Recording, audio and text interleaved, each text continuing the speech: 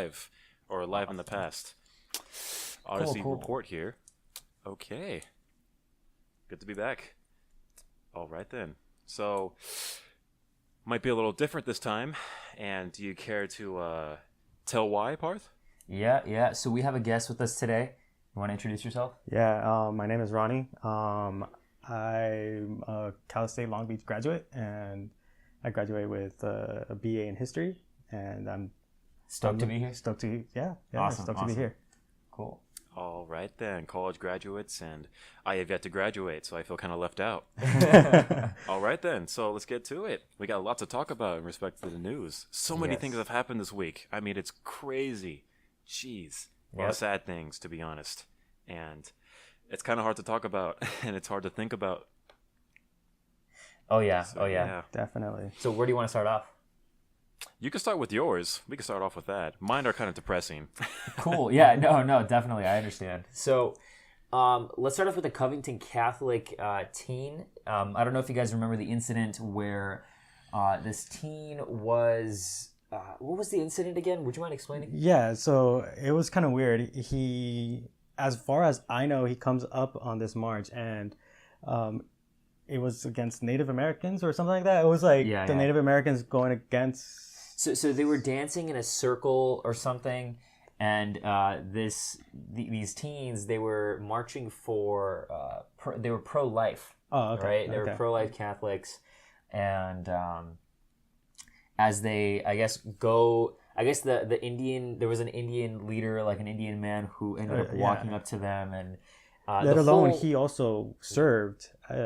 He also served in the military, which is he was essentially a veteran, apparently. Yeah, he was a veteran. Yeah.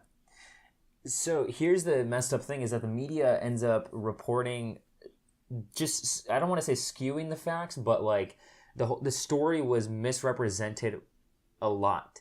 Over time, Yeah, they tried to push their own narrative. Yes. Definitely tried to push their own narrative, where the teen actually showed up and he just walked up, and the Native American chief starts singing, yelling at him, and the kid just smiles. Yeah. Very tense situation, yeah. Yes. And, the usual identity politics stuff that goes on with this. So, I mean, as a result, the kid from Covington Catholic, he actually is going to be suing CNN for more than $250 million over their coverage of the Lincoln Memorial clash. And I think it's justified, to be honest. I don't know about all $250 million. I don't know what the charges are exactly, or what or not the charges, the claims are, and what exactly they're going to go through, what the reasoning behind the $250 million is.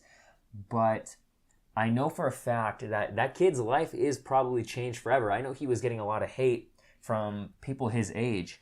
So much pressure. Yeah. It's sad to think about, because he's just a kid, right? He's like 17 years old or something like that. Yeah, he's a teen. It's crazy, dude. I mean, to get that kind of pressure at that age, and all he did was participate in a march. Seriously. And they're tearing him apart just because of it. Yeah. But I mean, hey, if CNN is sued, and he might just be a millionaire soon. Yeah, definitely. Multi-millionaire. Yeah. So this might be the greatest thing to ever happen to him, actually. Yeah. Well, only time will tell. So time will tell for sure. Yeah. What is it that made this story so attractive, do you think? To the left? Or just in general? Just anybody in general. Because it was all over the news.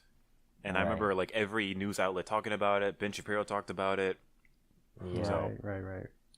You wanna... I think what it was is just like the misrepresentation of it. Like the kid is just participating in his own ideology, in his own thinking, and in the end game, he was just marching for what he believed in, and then for a news outlet to like just change the narrative altogether, kind of scary, kind of appalling, to be honest, because then it goes to show that if you don't think what I think, then we're going to just take your narrative and just change it, and we're going to attack you. And like we were saying earlier, this kid's life could be ruined because of that, because once he goes like applies for colleges, people are gonna be like, oh, you were the kid that yes, participated in this, and everyone knows him now. Yeah, everybody knows him, and in a bad rap. Yeah. Too. I agree. Jeez. And not only that, but his peers are going to also treat him differently. And they were actually. I know he's been, like I said before, and I'm going to say it again. He has been getting a lot of hate, and I think some guy even said like, "I'm going to kill you" or something like that. And they're making all these threats towards him because they're so brainwashed by the left that they accept the narrative as is, and they think, wow, this kid is really a racist. This white kid right here. And don't forget, he's a male also. So. Oh, yeah. A white male. A white male. Matter of fact. Yeah, Yes. white male. Yeah. That's what caught most people's attention. And I mean, I think what the media did, especially CNN, is they saw an opportunity to actually push their the ideology, right? So yeah, that eventually led to, a bunch of media coverage being skewed and a bunch of evidence being, I would say misrepresented in a way. And, it's the same story over and over again when it comes to the news that, we're under attack and white supremacy, things like that. Everyone's tired of it. At least we are. Yeah, definitely. If you want to see white supremacy, then we could just, segue to the shooting, the mass shooting in New Zealand. That's white supremacy there. That is. That's a huge topic right there, to be honest. Yeah. And I found about that this morning. So. Oh, you found out this morning? I found out this morning. And it actually happened. It happened very. Yeah, it happened today. Also. Yeah, it happened yesterday. Actually, okay. To be honest. Yeah, I found out this morning also. Actually. Oh yeah. Oh, okay. Yeah. So 49 people killed in New Zealand. The mosques. Yeah. So the mosque in a mass shooting. Another mass shooting, ladies and gentlemen. Yeah, Jeez. Another mass shooting but not in our country, in New Zealand, yes. where regulation in firearms is very high. Oh, regulation on firearms is very high? Yeah, so I don't know about that, a lot of people point to like, hey, look at New Zealand, look at Australia, look at Japan, where firearms is difficult to come by. Yeah. And yet here we are with another mass shooting. Right. And and actually this is actual white supremacy. Right. Other than, what we here in the United States figure as white supremacy. Yeah. Right. And I think the individuals who committed this mass shooting specifically stated that they were part of a white extremist group, right?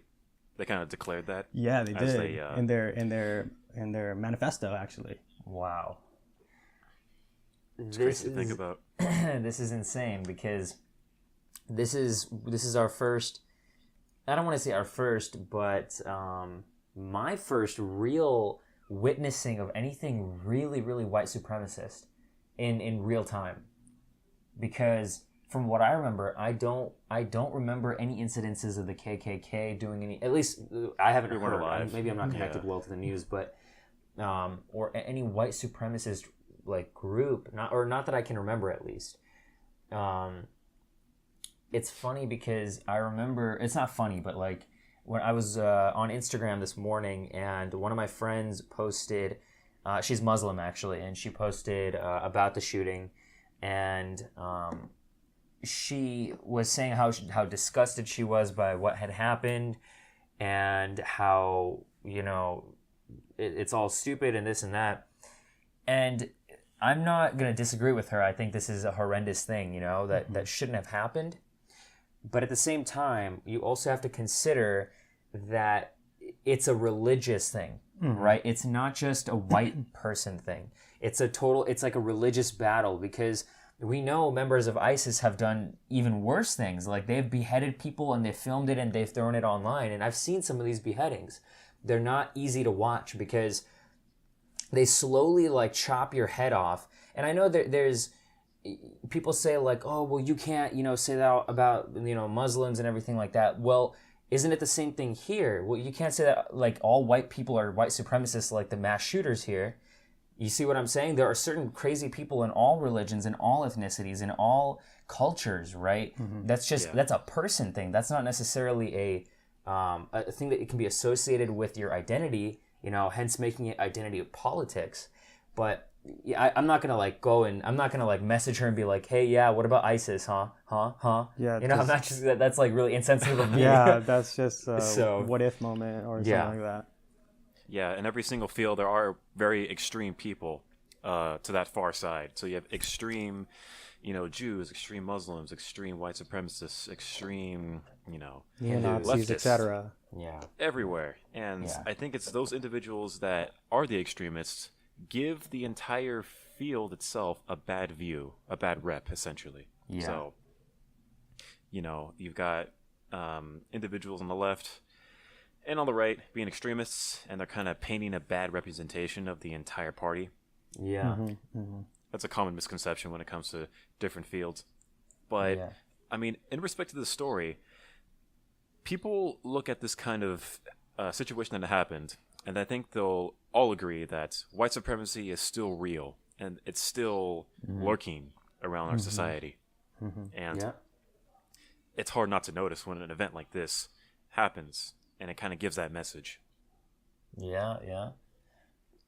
I was actually listening to an audiobook by a guy named Jack Donovan. I mentioned this guy's name before, and recently on one of his books called How to Be a Barbarian. It's not like a manual on actually how to be a barbarian or anything. Step-by-step guide. Yep. I imagine. Live in a cave. Step 1. I know. Be a caveman. No, so the actual thing was that one of his chapters and a lot of the points that he makes in the book is actually radical, and it's kind of different. It's a completely different point of view because, we hear people like Jordan Peterson and other people saying that we're resorting to a tribal time. We're almost becoming, it's us versus them, right? And that whole dynamic is very bad. There's no actual political discussion going on that's real or valuable. And this guy takes a completely different approach. He says we should have an us versus them. We should be tribal because that we should fight for our own identity, and we should create separations because to have a global identity because of globalism that's been spreading today it will inevitably make it will be one of the biggest downfalls of mankind because we're not going to. First of all, not all of us will agree on ideology, on religion, on ethnicity, or whatever, right? But he says it should not be taught that you have to accept every other religion or every other whatever, right? And I'm thinking to myself, damn, this is a pretty radical point of view. I've never heard anything like this before, okay? What's his reasoning? Why is he talking like this, right? I mean, I still have to finish reading the book and getting more points of view, but he says something along the lines of that when we have a monoculture, that's what he called it, a monoculture meaning the utopia world type of... Well, it's like monoculture in the sense where it's like a globalist culture where we all live by the exact same values and we're all sort of controllable by, one big sort of, he calls it an empire of nothing.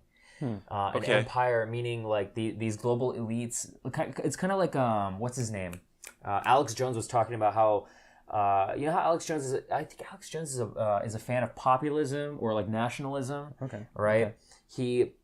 He says these global elites and globalism is going to be the downfall. It's pretty much a very similar message. And he says we need to create separations. We need to create an us versus them because that battle that we fight is going to end up being, it will help resolve which culture is actually correct in their values and thinking, and which one will help the human race in the long term the most.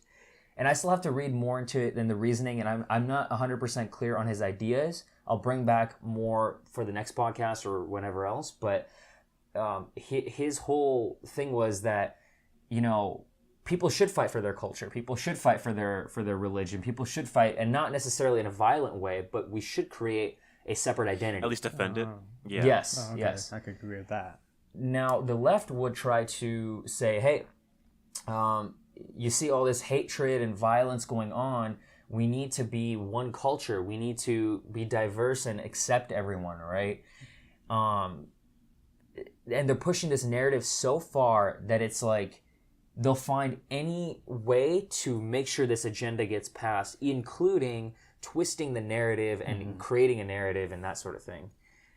So okay, I do agree about some of what you said, because there obviously needs to be some sort of separation in respect to, different fields. So even Right. going back to Jordan Peterson's words, a hierarchy is always going to exist in every single type of institution, right. right? Correct. So in respect to that, you could essentially boil it down to there are going to be winners and there are going to be losers. Yeah, there's But- gonna be haves and have-nots. Yeah.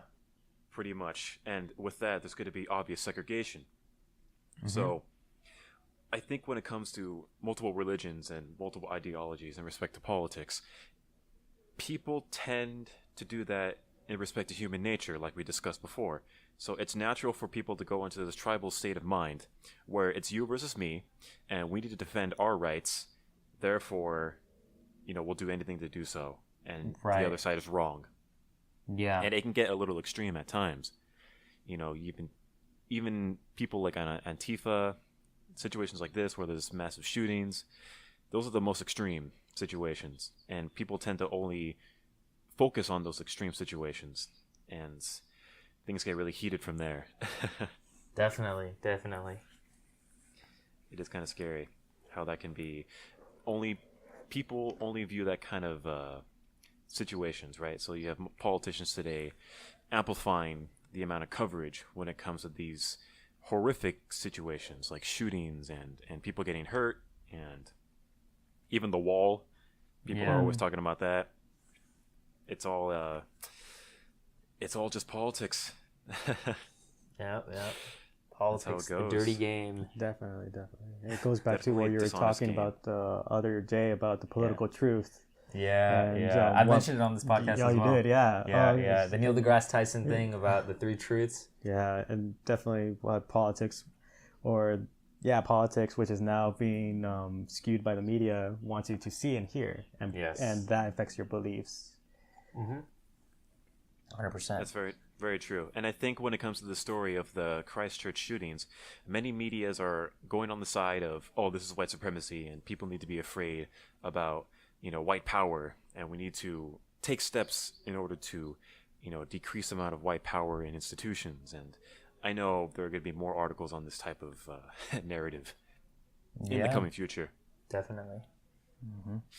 But in regards to the shootings, do you Yeah. know anything about the details in respect to it? As far as I know, I'm not too sure, to be quite honest, but I know that, I mean, you had this manifesto open, correct? Yeah, so apparently the individuals who committed this horrific act, they kind of released this manifesto, and it's a little controversial. So Right. it's got a lot of topics in it that are very anti-human Okay. in a way. You want to read some of the content? See, So- get like an idea of what their message Yeah, was. they're saying things like diversity is weak, and we need to unify with our own people, and no one will willfully join the decay. Just really broad statements, and you can tell it comes from a place of hate, just pure hate. Right. Then they're saying things like kill high-profile enemies. There are well-known enemies of our nations, enemies of our race that freely walk through our societies, heads held high, believing themselves untouchable. And, they actually call out some individuals too. Angela Merkel? Angela Merkel. That's the German. She's the counselor of the chancellor of Germany. Really? Yeah, she's a female. Kind of scary. Apparently she's on the hit list, so she better watch out. She was on the hit list? Wow. It says right here. Yeah, it says kill that same lady. Oh man. But she's white. I thought this whole thing was a white supremacist thing. So this Maybe is she's a leftist? I'm not too sure on what her stance is, to be honest. Right. But yeah, and then they got things in here like the paradox of the diverse equality. Diversity is unequal, hierarchies are certain. It's kind of a classic manifesto when it comes to individuals like this. So You know, very extreme and bound to get people upset. Right. So what I wanted to do actually right now was managed to find a little bit of the live stream that the killer uploaded. So I think during the shootings, he live streamed it through Facebook. Was that what it was? Yeah, I think it was through Facebook. I just know he lived it, which is kind of... Okay. Yeah, and I'm pretty sure Facebook has taken it down by now. Like, you can't really access it through major social medias. So I'm playing the live stream right now. I don't know if you guys can see it, but yeah, it's really bad quality. So I'm pretty sure the internet connection down there is not as good. And this isn't me messing with it. It's just I'm letting it play, and this is what the live stream actually looked like. What it recorded. So wow. You can tell there's an individual coming out of a car, and he's obviously loaded up. I think he has 2 guns on him right now. He has an assault rifle, and he has a handgun, I believe. And it's cutting in and out because, you know, the internet's not so good, and the quality's kind of bad. But it kind of cuts in and out, and, you know, there's some parts where it's kind of free-flowing here, like the quality's okay. Whoa. So you can tell, yeah. He live streamed it through a headset, right? It's like a GoPro on his head. And what we're watching right here now is he's going through the mosque. Is that what they're called? The place of worship. So he's going through the mosque, and there's these large hallways, and they have green carpet. And he's just walking on through, strolling on by, and he has a flashlight attached to this assault rifle, and he's just plowing through people left and right. I mean, oh my god. I'm not gonna lie, that kind of looks like a video game, dude. Like, yeah, to be honest, it kind of feels like a video game. Wow. Because it has a view, it has a first-person view. It's people can say he's reloading right now. He's got that double clip. I mean, this guy came prepared, and his guns are very marked. They're like, they're very artistic. right. He's got so you can tell this guy, very extreme. So this video is kind of disturbing, and I don't think we'll show it on YouTube, to be honest, because I think they're all taken down.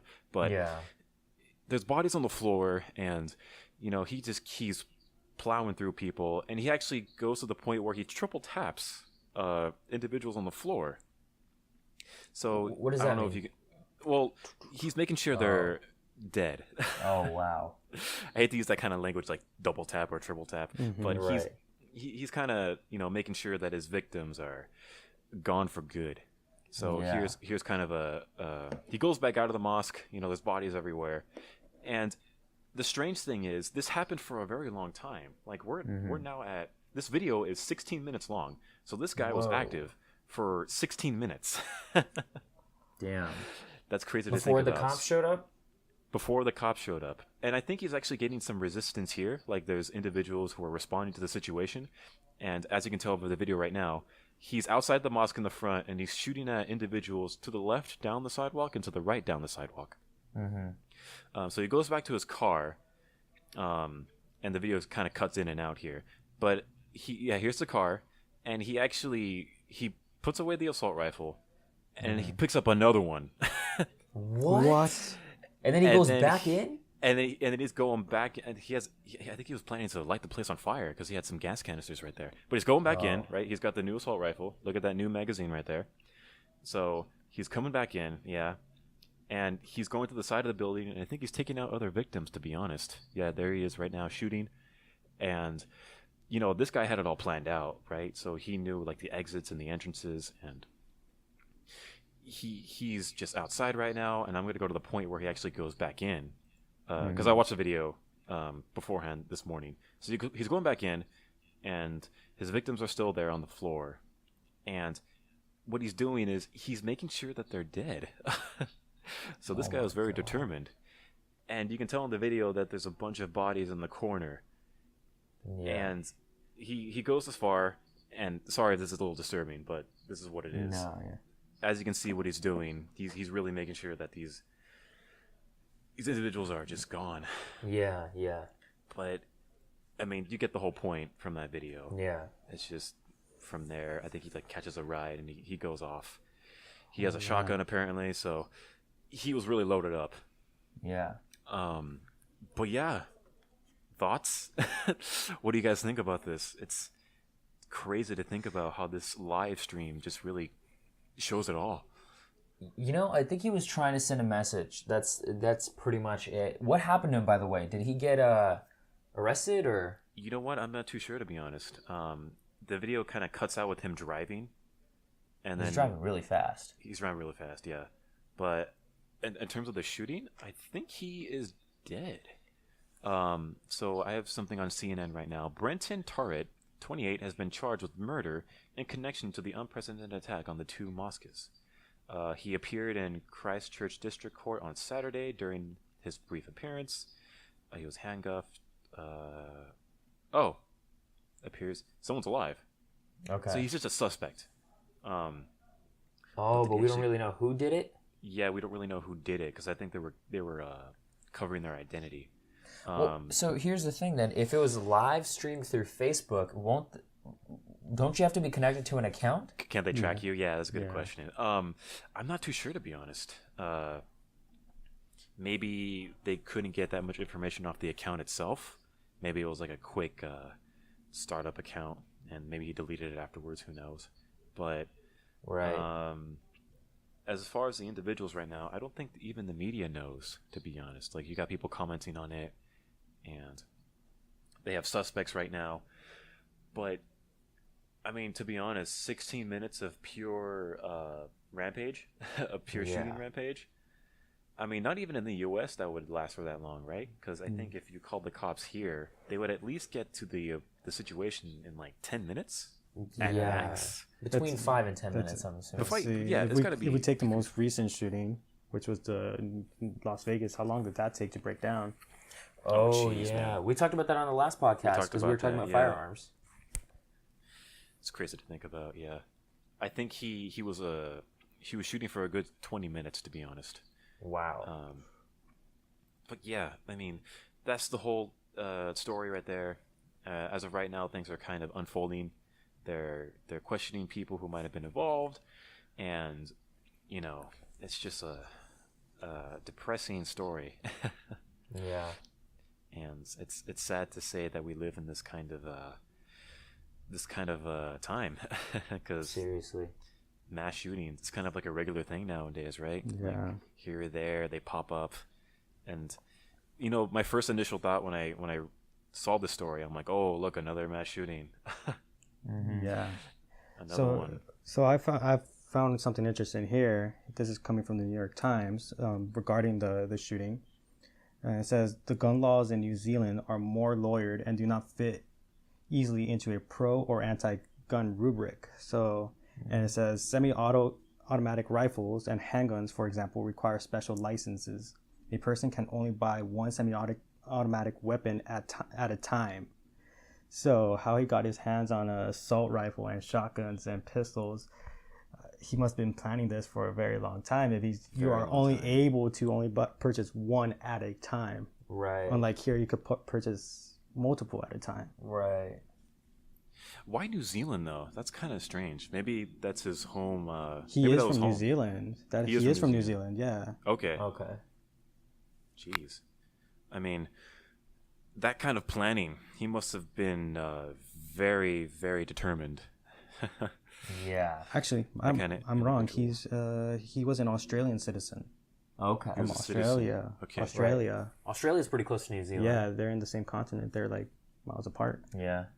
Not that far. Yeah. Yeah. Jeez. That's kind of depressing to see. I mean, this is the first time I've actually seen a live stream, to be honest, in respect to a shooting. And it's just, what shocks me the most is how easy it was. He literally just he drove up, he parked his car, all relaxed, like no one's business, goes through the front door, which was open, right, because it's a place of worship, so they welcome people. Walks in, safe zone. Yeah. Yep, and takes advantage of that gun-free zone and kind of fires up the place. And I think that's a strategy, to be honest, when it comes to shooters in general. Like, they usually target gun-free zones, right? Mm-hmm. Because they know that there's not going to be a firearm in that vicinity in the first place, right? So they won't have any resistance. Yeah. So for the next 5 or 10 minutes, they know they're going to get their way. Yeah. Mm-hmm. That's kind of a scary thing. And I think they're debating that in schools right now, whether they have like armed teachers or more security guards. Because See, that's the thing. I think that, and this brings up a really good point, because then don't you think it is a good thing to have armed teachers? Because, like you said, if it's a gun-free zone, then anybody who gets their hands on a gun, even if it's illegal, can theoretically be more prompted to go and shoot up a school. Yeah, because they know they're not going to be stopped. Yeah, definitely. That's really true. But in regards to the teacher, I would disagree, to be honest. To make it mandatory for teachers to carry firearms. Okay. I don't think it should be mandatory, but like if a teacher voluntarily wants to carry a firearm and he goes through the special training, then I think he should be allowed to. Definitely. Totally agree. Yeah. That makes sense. I mean, being a teacher is stressful enough. Adding that layer of you got to protect your students and be ready to kill at any moment. Yeah, that's gotta be. Now we got to turn you into a killer. Also. Well, is it really a killer or is it just more defense? The defense, Right, definitely. But the ability, we have to teach you to have the ability to kill another human being, essentially. Yeah. Well, not necessarily kill them, but wound them enough so they don't do harm on you. Right. That's true. So it doesn't really have to turn the teacher into a killer. Just have like the mental capacity to aim here and I could wound him and he'll be injured. Just stopping him. Definitely. That's true. But in that kind of situation, anything goes, right? I mean, when there's a gun involved, anything could happen. It's your life against theirs and the kids too. Yeah, and the kids. I think it's safe to assume that when it comes to that situation, it comes to the mindset of it's you or me. Right? Yeah, definitely. Because you came here for a reason, right? You're here to actually take lives. Therefore, you're pretty much asking for it. I have to stop you. Yeah. That's what I think about it. True. Definitely. Fair enough. Yeah. I mean, see, here's the thing. Like, if I was in that situation, honestly, I don't think I'd just wound the guy. I would probably end up killing him. To be honest, I'm on your side. Yeah. I'm on the opposite. I would just wound him to stop him. But see, like, how would you wound him? You would shoot him in the leg? Try to shoot him on the leg. Try to shoot him in the hand where he's holding the gun. Okay. Yeah. It would be tough though. See, like, what if you have like 5 seconds to react and your adrenaline's just like pumping and you're just rushing and you have all these. Let's say you're a kindergartner teacher. Oh my gosh, dude! And there's like a guy with an assault rifle and you have a handgun. Like, I would go for the head, to be honest. Definitely. Go for the head or try to aim for the heart, because if anything, you're gonna hit a shoulder. Yeah, definitely. Anything goes, I mean, as long as you get a hit. Yeah. Because if my thought process on that would be, especially in the moment, would be like, how do I know he's wounded enough to the point where he can't get up again and start shooting? Yeah, you can't really tell because gunshots are so fast, and especially if they're wearing like Kevlar and stuff like that. Yeah, then you don't even know. That's true. You have to aim for the head. Then seriously. Now, I've heard that you can actually be charged for murder also if you defend yourself. Is that true? I don't know about really? that. I think in some situations. In some situations, I think that is the case, because some people will say, "Well, how do we know you were just defending yourself and this and that?" Well, I see that. I could see that. You could just make up some story. Yeah, you can make up some story. But I think it has to be like, I think there's like 3 things, or don't quote me on this, but I know one of the things is there was no other option. Okay. You can't really escape the situation, so you're like probably pinned between like a room and I forgot the last one, but I know those 2 are like there's no other option and you're like you can't really escape the situation unless given otherwise. Right. Yeah, I think that situation mostly applies to robberies, to be honest, like burglaries. So if you have an invader in your property, if you straight up assume that the person breaking into the house is going to kill someone and you commit the murder, right? So you kill the robber or you kill the burglar. Or at least wound them, right? So they can essentially sue you to a certain degree, I think. Yeah. I think that's how it goes, to be honest. But when it comes to a mass shooting, like a active shooter on a place where there's not supposed to be a gun allowed, I think it's different. It's got to be different in respect to the law. I'm no lawyer, so I don't know the details. Neither am I. Yeah. That's a little iffy. But imagine being the lawyer that has to defend your the mass shooter. That's got to be weird. my client is innocent, even though he killed 50 people. Even though it's all over the news. Yeah, I know, right? He's innocent. That's their job. He live streamed it. I know he live streamed it, but he's still innocent. I know you have video evidence, but he's still innocent. Your Honor, please, with all respect, let's consider these possibilities. That's their job, dude. That's the law. Innocent until proven guilty. True. America. Yeah. Seriously. If you really think about it, you know, shootings are a much bigger deal today than they were, let's say, like 100 to 200 years ago, because Much more frequent. it used to be much more frequent, right? People would duel each other. Yes. Like it would have. And I don't think it's a much bigger deal today. It's just how, like, going back to the narrative, the media just makes it into a narrative where that's all we know. Like, Yeah. do you think there's a mass shooting every other weekend? Seriously. Because the news just gobbles it up. Yeah. And That's they true. they blast it. They make up, like we said before the podcast, that they just blow it out of proportion. But if you look at statistically, and I don't know the statistics right off the bat of my head, but like, But it's got to be less, right? yeah, it has to be less. It's got to be less. Yeah, I would agree, to be honest. Yeah. That does make sense. It's, oh, jeez. Talking about this stuff just makes me cringe, to be honest. Yeah. Because, I mean, the mentality behind that kind of person, I could talk about that all day, to be honest. Oh, can you? I could, to be honest, because it's just so, it's not interesting, but the idea that a person makes a decision where they're saying, okay, I'm going to kill 50 people, and this is exactly how I'm going to do it. The fact that someone can actually plan that, and he can actually succeed, And execute. boy, on that's it. scary. Yeah. Yeah, that is scary.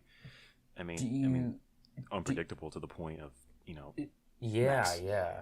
Yeah. Do you think that he was so brainwashed by this manifesto, you know, the ideas in the manifesto that he's written? Do you think that he was just so brainwashed by those ideas that he was driven to, I guess, defend those ideas and those values to the point of murder? I think that was part of it. But going back to my previous argument on our firearms episode, I think when it comes to individuals like this, they're going through a lot of pain and they're going through a lot of suffering, right? And the only way to make people aware of that is to commit an act of such great attention, right? So I think this individual, this white supremacist guy, was going through so much shit that, you know, he had nothing else to do, right? And he had no meaning. So in order to find a sense of meaning, he had to believe in something, which was the white supremacy doctrine, I believe, like the whole manifesto. So there's something to believe in, right? I have meaning, so I'm suffering as well. People need to know about this. Right. Next step is to plan a 50-man murder at a local mosque. Yeah, That's scary. See, It's scary, yeah. You know, it's crazy that the American news does not report every little thing that goes on around the world. Because if you think about it, there is a non-biased source of news. It's some Middle Eastern one. I forgot what it was called, but one of my friends actually told me about it. Like Al Jazeera, I think that's what it was called. And this news outlet really shows what's going on.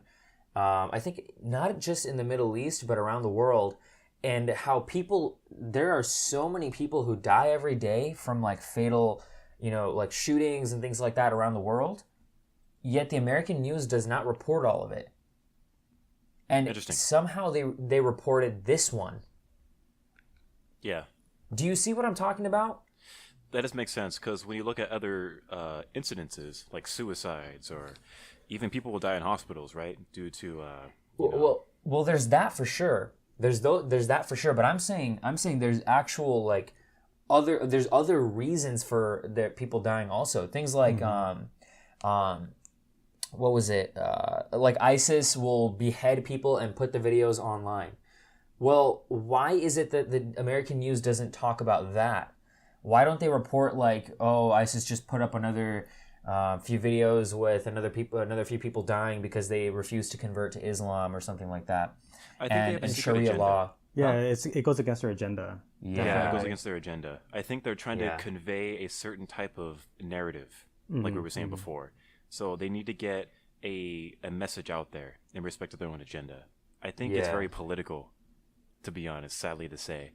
Right. They're trying to push some sort of political agenda. Right. This time it was a white person killing Muslims, so we have to report white this. supremacy. It kind of fits in together, right? Too perfectly. As well as going back with firearms as well, trying to ban them.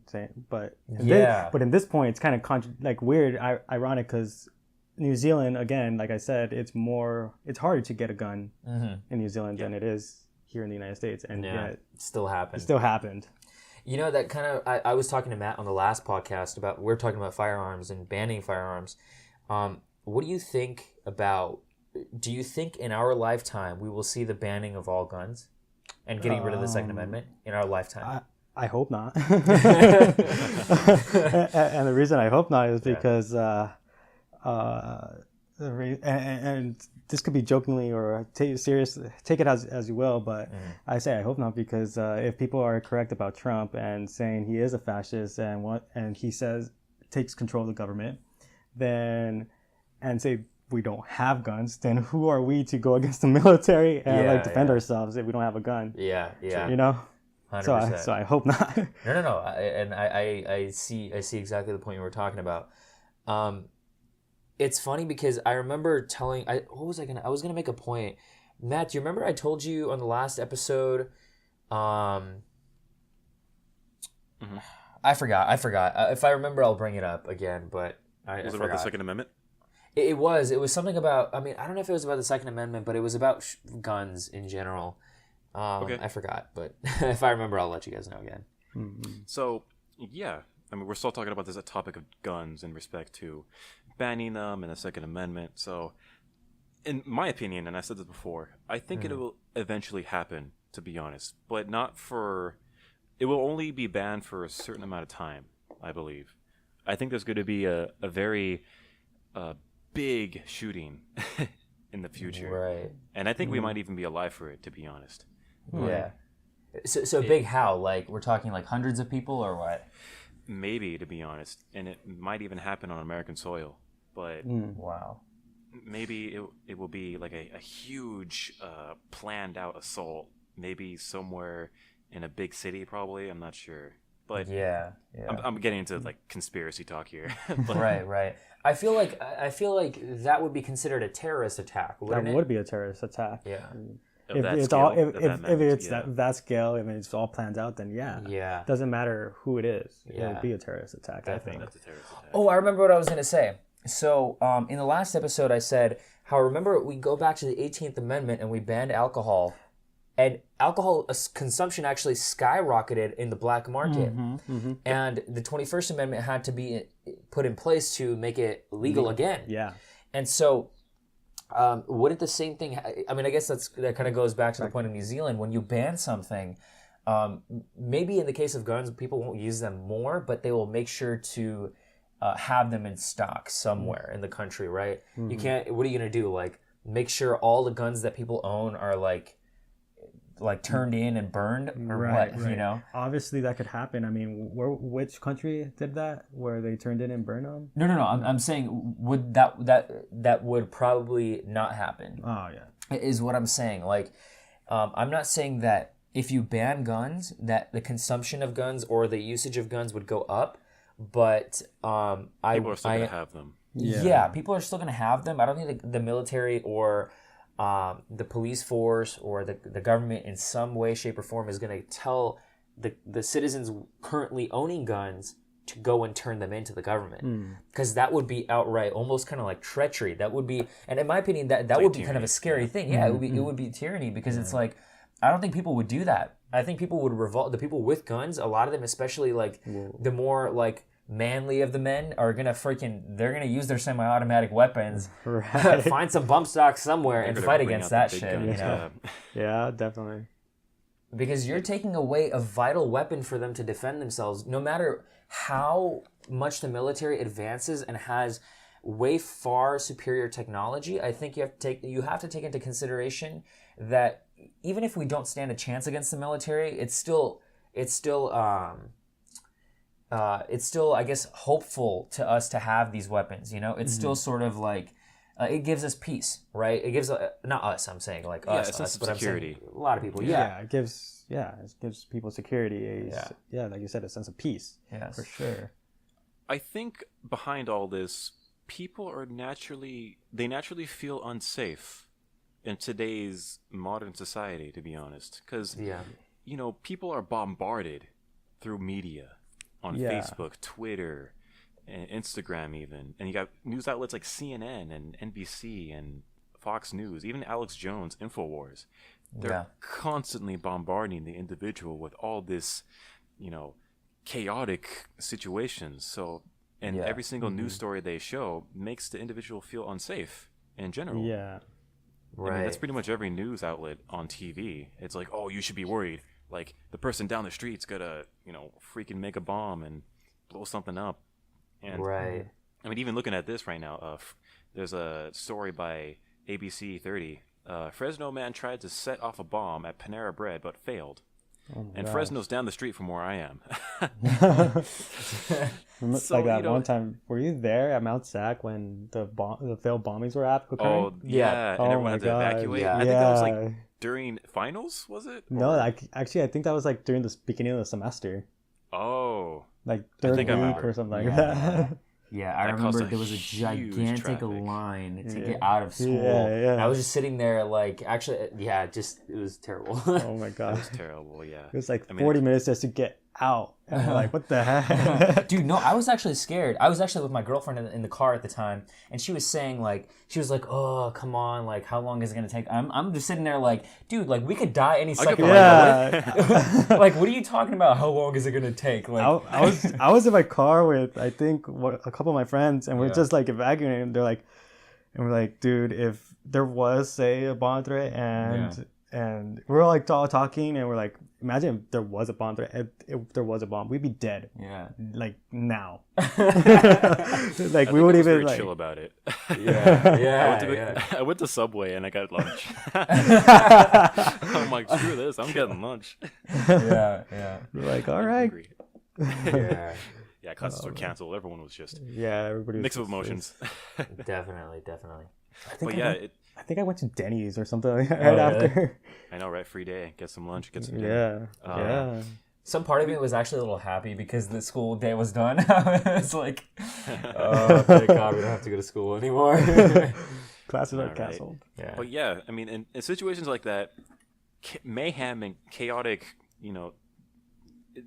chaos just erupts everywhere, and people get really worried. Right. And I think that's exactly what happens when people view the news on a regular basis.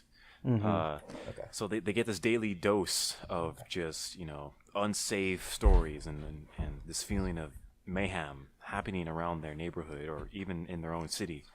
Yeah, no doubt. How much do you think is like pushing that narrative again? Like again, we see this all these news outlets pushing the same thing over and over and over. And like I said, how much do you think it's like the narrative being pushed or trying to be pushed? You know what? Yeah, that's a good point. I think ultimately it's their special agenda that they follow. So I think their main idea is we need to convey a lot of these unsafe feelings toward individuals. With that being said, and with the individuals feeling unsafe, they will be much more active in politics, right? They'll have a natural feeling to be involved in like local elections or even like president elections. I think that's kind of that's got to be a tactic, a strategy that they use, to get people more involved, to get people riled up, essentially. Yeah. So that does kind of make sense, to be honest, because it's gotten me active, to be honest. When Trump was elected president, I mean, even during his election, his constant battle between Hillary Clinton, I was much more involved in politics during that time because it was a very different time for politics. Like a lot of people were, they were appalled that this disrespectful businessman was running for president, and he actually had some momentum behind him, and he was actually going to win the presidency. So people were outraged, right? So that got a lot of people involved. Yeah, well, actually, people were like, yeah, there's no way Trump's gonna win. The polls were showing that Hillary was gonna win by a landslide, and sure enough, everybody came out and bro. and people came out, voted. The silent majority actually came out. Silent majority. And dude, you know boom, what's funny? there you go. Like I was telling, I don't know if I talked to Matt about this before the election or my dad, but I was telling him, I was like, I think Donald Trump's gonna win, and this is before we said that. Yeah, before. Oh, we were in the car. Yeah. It's funny because, so two people actually really got me thinking about Donald Trump and why he was going to win. Okay. Funny enough, it was actually one of my professors at Mount Sac. And he told me, or he mentioned that this is an economics professor. And he said, he asked the class, how many of you guys think that Trump is going to win? And more than half the class raised their hands. And I was like, wait a second, scary. What? That's silly. That's like this is in the primary still, and I'm thinking to myself, wait a second. But everyone else was saying that they're not going to win. Like that Trump is not going to win. These people in my class think that he is. Not only that, my professor says, think about his political, point of view, and he was actually defending Trump's political point of view or his economic point of view. And then I sat there thinking like, damn, okay. And then one of the mentors that I listened to, he also talked about Trump and how he's probably going to end up winning. And I thought, damn, okay, I'm starting to see this different point of view here. All of a sudden, I'm starting to believe that this guy might actually win. Right. I know. Crazy. I had that mentality too, to be honest, because there was so much attention toward Trump in the election that it got me interested, right? So he was the kind of man who really said a lot of outlandish things, right? He was always going from the norm, and points for him for manipulating the media and whatnot. But seriously, man, that's what a lot of people involved in politics. I mean, I wouldn't lie that Trump got me more involved in politics in general. 100%. Me too. Definitely. That's a good side effect, actually. Yeah. To be honest, a lot more young people, I think, are more involved in politics, to be honest. It's evident on Twitter, right? There's a bunch of arguments and fights going on Twitter nowadays in respect to political views and left versus right. And it shows, the statistics show, in the midterm elections, this past midterm election in 2018, that a lot more young people actually came out and voted. Than any other election beforehand. So I wonder what's going to happen in 2020. Massive voter turnout. I can guarantee you that, because they're not going to leave it up to chance again. I think Donald Trump's going to have to really pull it off. If he wants to pull it off again, he's going to have to play on other factors this time around.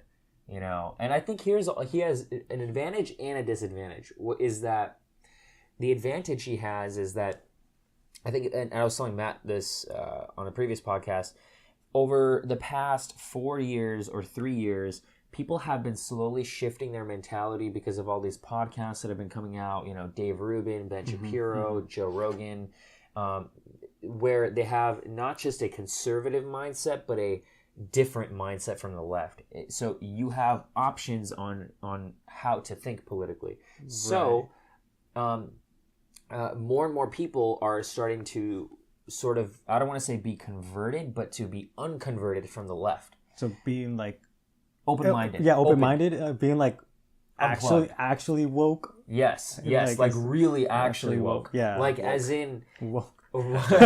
like they're being unplugged from this leftist matrix sort of a thing, Yeah, no, definitely. So that's an advantage he might have in the election, and a disadvantage would be the young people. If they don't leave it up to chance like they did last time, then there's going to be a lot of young people voting against him, depending on who the other candidate is. Yeah, or definitely. who the other nominee is. The other nominee. Going against that, like going with that. Another advantage I think would give Trump the edge is if the left keeps on attacking itself. That's true. Because totally agree. I mean, so far we have Bernie Sanders. Yeah. We have Beto. Right. We have who else? Kamala Harris, Elizabeth Warren. Andrew Yang. Andrew Yang, yeah. Your favorite guy. Andrew Yang. I actually like. He's the one Democratic candidate I actually like so far. Yeah. And so far, like, the votes are split. Yeah. Yeah, votes like on the polls are very split. Oh, and Joe Biden as well. And so far, right? Oh wait, Joe Biden's officially running. Yeah, Joe Biden's officially. What? So right now, Dude. So right now, He's got to retire. How am I just finding this out? breaking news, dude. Breaking news for me. Breaking news. Odyssey Report, bro. Oh my God. Okay, here's the thing. Can I say something really quick? Go ahead. Go for it. Okay. I think, and I said this before too, the one guy who has a real shot at beating Trump is Joe Biden. Yeah. I've said this before. And right now, he has a 31% approval ratings as of like today. What? And then it's like Joe Biden, and then Bernie Sanders playing the second seed right now. Wait, so who's like first place right now? Joe Biden. Oh my God! See, I said it. I knew it. I fucking knew it. Yeah, people love him. Yeah. They They do. love him. They do. Jeez. So I would much rather have Joe Biden than Bernie Sanders. Oh, definitely. Oh my God. Hands down. Double down on that, yeah. Yeah. I mean, to be honest, I don't know much about Joe Biden's policies, but I just know he's a cool guy. Yeah. That he is actually. He kind of seems like a cool guy. He kind of, gives off that vibe. But it's interesting to know because maybe Trump's in some trouble. What else does he have under his sleeve? What kind of tactics should he resort to now? I mean, he could continue pushing the economic tactic. Yeah. Jobs Pushing have the been. wall right now. He's pushing the wall, but I think he should lay off on the wall. To be honest, I think so too. Too much attention is going to the wall. To a wider audience. So, you know what? I have a slightly different opinion on this one. I think the reason... Okay, so a couple things, right? I 100% think he can play off the economy if the economy does not crash before the 2020 election, which is not just in 2020, but remember, it's towards the end of 2020. Yeah. So we still have a long way to go. We have at least A 18, year. 18 months or so, right? 19 months? We have a long way to go. Yeah. So, no, probably 20 months actually. Wow. And so if we have that much time, and we've already started to see signs of slowdown in the economy. The U.S. Added only 20,000 jobs last month when it was expected to add a lot more. And that's a huge indicator that, the economy is starting to slow down. China's trade deficit, I guess China's exports declined by 20%, which is a huge, huge decline because even 5% would be a massive decline, but 20% is out of this park. That's like billions, right? Yeah, and that's a main factor of their economic engine is exports. Yeah. So we're starting to see global signs of economic decline, right? Now, if by 2020 in November the economy has not crashed, that's a massive, massive plus point for Trump. 100% it is. Now, here's another thing to consider. Outside the economy, what did you guys talk about? The wall. Right. Okay, so on the campaign trail, he made the promise of building a wall, correct? Making America great again. Yes. And this was one of his biggest promises. This was one of his selling points, I guess, so to speak, right? One of them was the economy. Another one was the trade war between China and Mexico and Canada. Another one was the wall and immigration. Right. Now, if he is able to deliver on this promise, conservatives are really, really going to see that this guy can actually get things done. He's not just a big talker. Right. So I think that's one of the reasons why he's consistently trying so hard with the wall and playing every tactic in the book like he can, including declaring national emergency and vetoing the bill that was passed or trying to be passed. He's trying to pull every sort of trick in the book to make sure that this wall goes up, because that's another plus point for him. Yeah. Because he delivered on one of his campaign promises, which most politicians do not do. And if he can do that, again, conservatives will love him. Yeah, and then if that gets pushed, then there goes the workforce again. The economy will skyrocket again. Yes. Even though American companies will do better, I guess. Yeah. I got something here I pulled up, and it seems to be Trump's agenda, according to New York Times. So, what he wants to do in his term, he wants to negotiate NAFTA, he wants to build the wall, He wants to negotiate the Iran deal. He wants to suspend immigration from what Mr. Trump calls terror-prone regions. He wants to cut taxes. He wants to repeal and replace the Affordable Care Act. I think he's on a good approval on that end, to be honest. Okay. And then he wants to increase deportations of undocumented immigrants. And he wants to impose import taxes, invest in American infrastructure, appoint a cabinet, nominate a Supreme Court justice. I think in terms of deporting people, didn't Obama deport a lot more than Trump? Any other president? Yes. Yeah. Yep. No one talks about that. The news doesn't talk about that because of again pushing that agenda. I remember watching footage of Obama in 2006. Not that I saw the footage in 2006, but the footage was from 2006, and I was watching it probably a couple months ago, and it was Obama talking about illegal immigration. And he was a senator at this time, I think. And he basically was saying that we cannot allow illegal immigration to continue happening because of almost the same reasons that Trump was talking about. And he literally did this in his presidency, but he did it without the attention of the media. Why? It's because he has mainstream media on his side. But then the second Trump says the same thing or takes a stronger stance on it, it's outrage. It's immoral. It's this. It's that. Yeah. I'm like, what is going on here?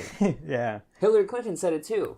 And I was really? I was finding an older video. I was finding funny. Like I had this conversation with my cousin, or it wasn't really much of a conversation, but like over Facebook, you can't really have a conversation over Facebook. It's just an argument. Yeah, in that case, and he had his friend actually argue for him, and because like this was going back to like the smoke bombings on the border and splitting up families and everything, and he's like, that's just immoral. I'm like, it's like Trump can't do that, blah, blah, blah. It's just immoral. You're breaking up families. I'm like, but Obama did it too. Yeah. And he's like, well, you're just playing whataboutism. And I'm like, no, I'm not. It's like he did it. Yeah. Whataboutism people. Yeah.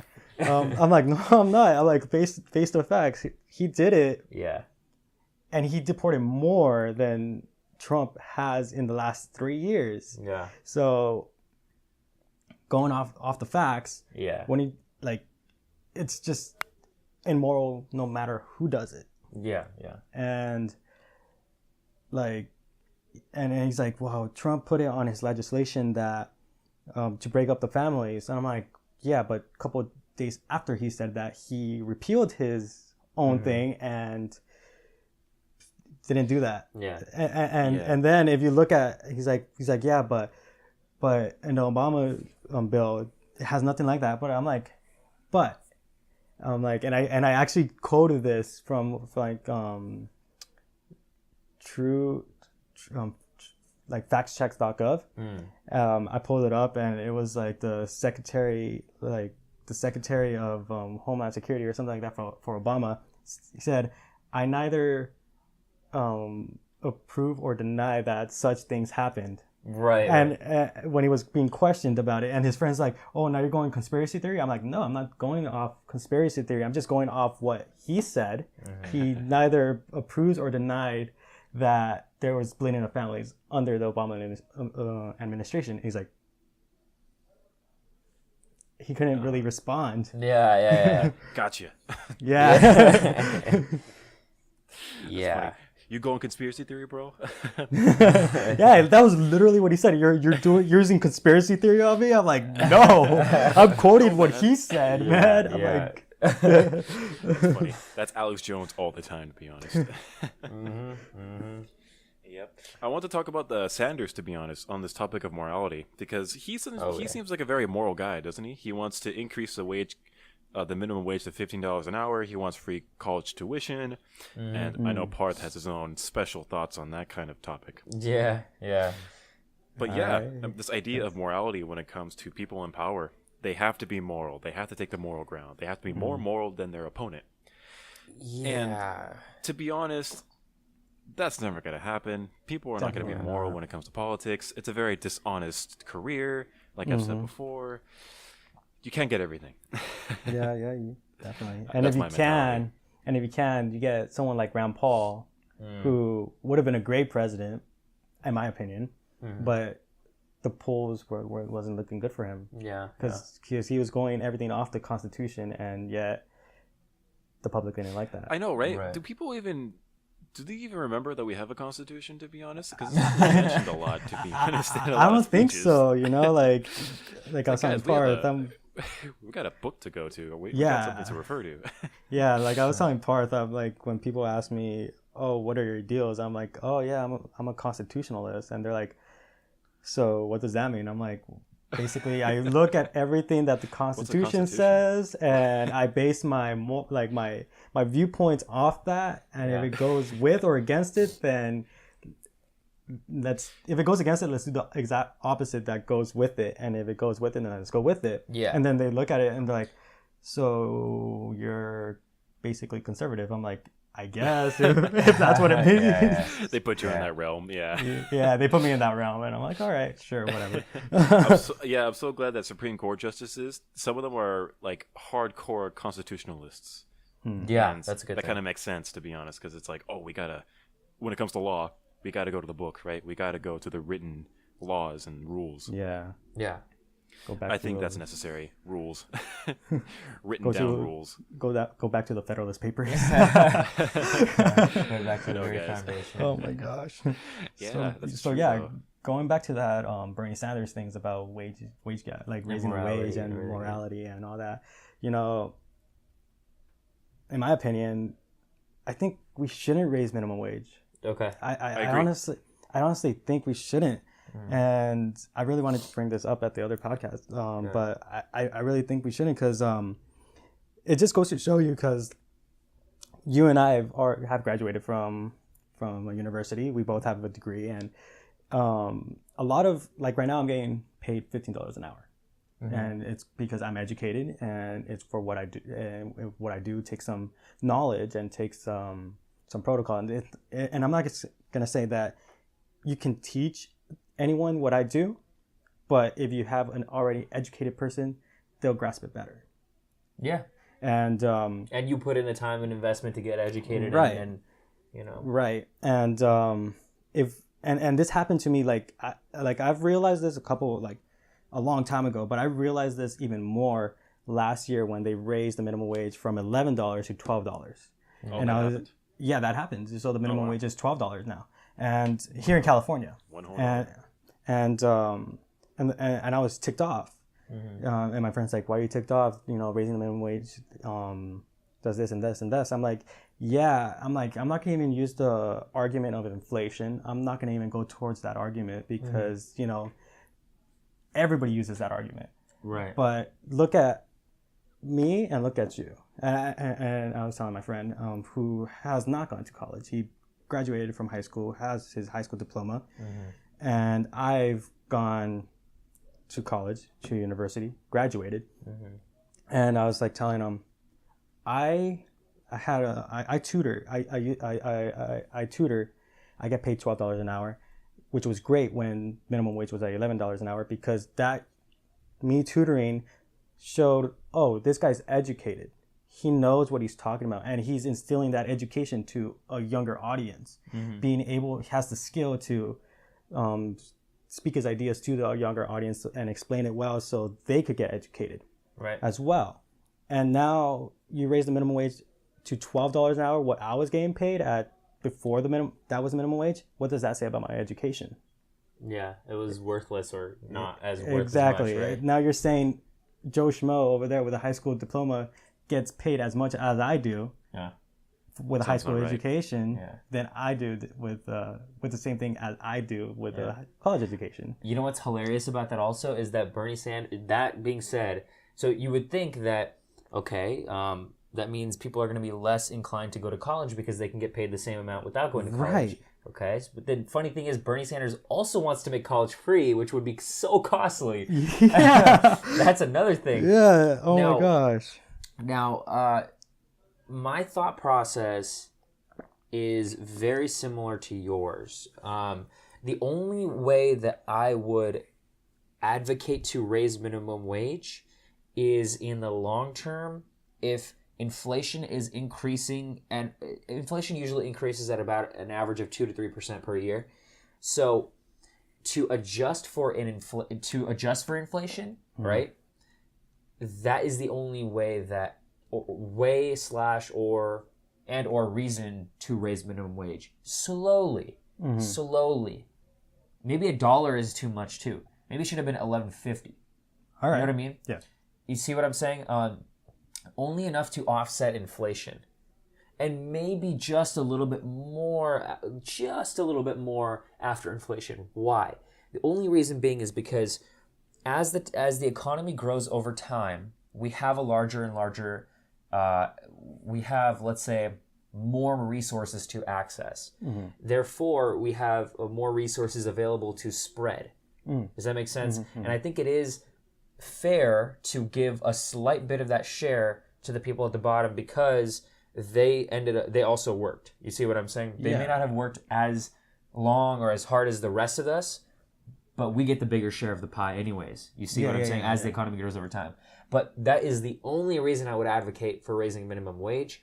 Other than that, I've actually heard arguments where we should take away minimum wage and let supply and demand dictate even the lowest paying jobs. I wouldn't want that to happen either. I mean, I'm saying minimum wage is necessary. Yeah. But to keep on raising it to 15 is a lot, is what you're saying, right? Yeah, 15 is way too much. Yeah. But like to like make it where you could live off of it shouldn't happen.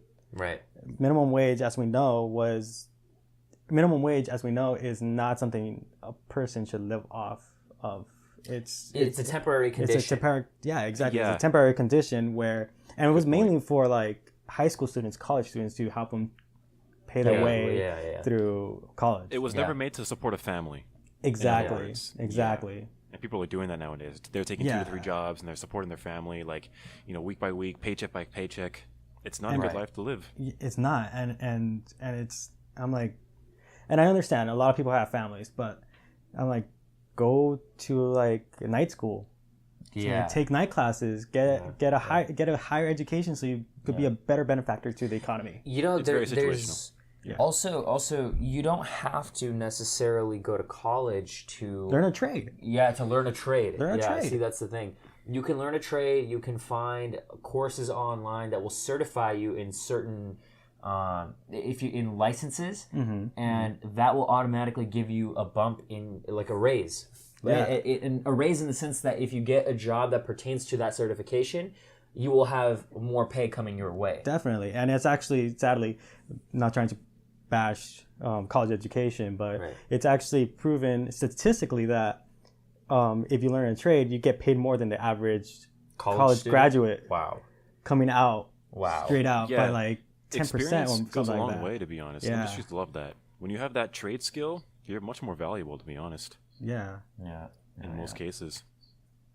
So going with the advice segue here. of college education, should we talk about? I know you said you didn't know much about this, but should we talk about the college scandals? Yeah, I don't know anything about that. Yeah, thank you. So the college scandals that are going on as of corrupt systems. Yeah, right. Yeah, the NCAA. Anyone? That was also corrupt. The NCAA has been corrupt. Oh, NAAC? NCAA. The NCAA. Yeah, the National College or Admissions Association. Is it? Admissions. No, athletics association. Okay. Yeah, that's corrupt. Okay. I hope you know. That's been corrupt for like a long time. Wow. Where like colleges are profiting off their players, and they're not even paying their players. But, that does kind of make sense. Yeah, so it's people corrupt. Already knew that. People already knew that, but but we're talking about a different scandal here. Yeah. Where different scandal, folks. Yeah, different scandal. All kinds of scandals left and right. Yeah, I know, right? Jeez. Different scandal on universities where people have actually paid to get their. I have heard about this. I have, and one of my favorite actresses, Lori Loughlin. Yes. She paid USC $50 million. 50 million? I heard $6 million. Let me see. I have the article right here. It says some parents here have spent up to $500,000. $500,000 to have her kid attend USC in the crew team. Oh my God! I hate that. 500,000 at USC. I mean, I understand 500,000 to Harvard or Yale, Right. but right, USC really 500,000? I mean, let's be real here. I'm yeah, let's be real here. Really? I'm like, I'm pretty sure I'm boosting your ego here for UCLA. Actually, I want to introduce the whole scam, the whole scheme that's going on here. So, in respect to this college scam, college admission scheme, that's what they're calling it now. Yes. So right here, I got NBC News up, and it says an alleged 25 million college admissions cheating scheme has been disgraced celebrities, sparked lawsuits, led to multiple firings of school staffers and high-profile business people, and ignited a national conversation about how wealth and privilege play into the American college's application process. So, I think the whole basis idea behind this whole conversation is you have, I think it was like some sort of nonprofit organization or some type of group that allowed you to give your child more opportunities when it comes to applying for certain colleges, right?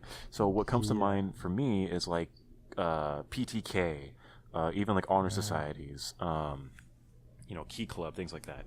So when it comes to groups like that, they give you an edge in respect to applications. And when it comes to very competitive schools like USC, Harvard, any Ivy League school, UCLA even, anything helps, right? So people get desperate and they buy into these essential help groups, right? Right. So I think the whole scam was discovered when you know what? I'm not too sure, to be honest, how they discovered Me neither. this. The alleged scam aimed to get students admitted to elite universities as recruited athletes, even if they didn't play sports, and help students cheat on or outscore their standardized college exams. Some of the parents spent from $200,000 up to $6.5 million to ensure their children received guaranteed admission to their schools of choice. And you have the schools here, the mastermind. Oh, okay. Prosecutors say that the person who orchestrated the scam was William Rick Singer, the founder of the Edge College and Career Network, also known as The Key, based in Newport Beach, California. Oh, geez, Newport Beach. Oh, wow. That's I am very close by. absolutely, I am absolutely responsible for it. He's 58 years old, so he admitted this whole scheme. Wow. So from 2011 up until last month, parents said that paid Singer about $25 million to bribe coaches and university administrators to designate their children as recruited athletes, according to the court papers. So I guess that's one tactic to get yourself in. Lie about your athletic position. Yeah. Oh, man. The other one is donate. Going back to college admissions, I think it's very sad because I remember when I was in high school, I really wanted to go to UCLA, and I got rejected. Okay, that was my dream school, and I got not only rejected from there, I got rejected from UCSD and this and that and whatever.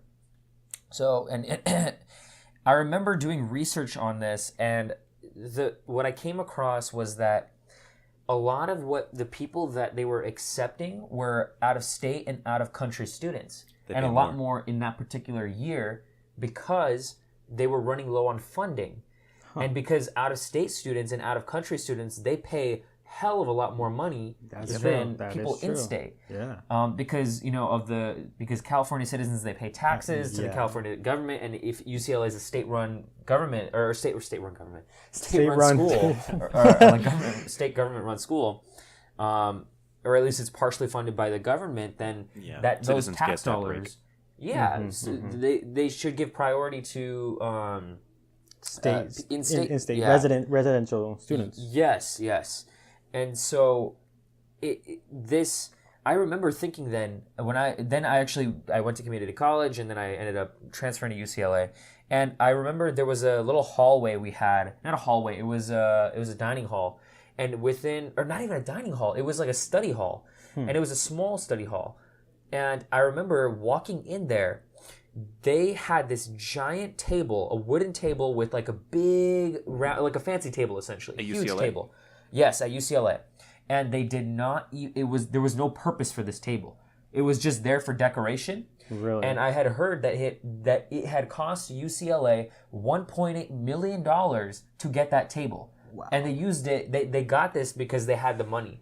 Wow. Well, how the fuck do they have the money to afford a $1.8 million table when, well, it's probably because, they're accepting all these students from out of state and out of country and things like that. Right. Yep. And you know why they want, in my theory, in my opinion, you know why they want to have these fancy ass tables and everything?